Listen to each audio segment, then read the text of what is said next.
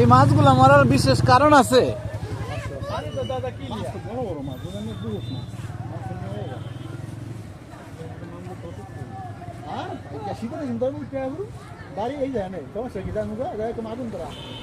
এই যে আবার পাইছে মাছ কি তাজা হলো না ভাই?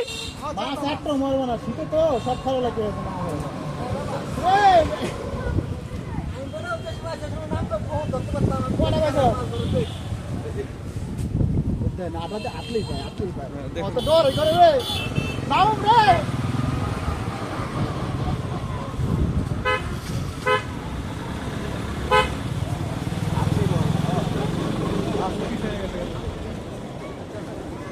যেটা ছিল নাকি পিছলে দূরে গেছে গা?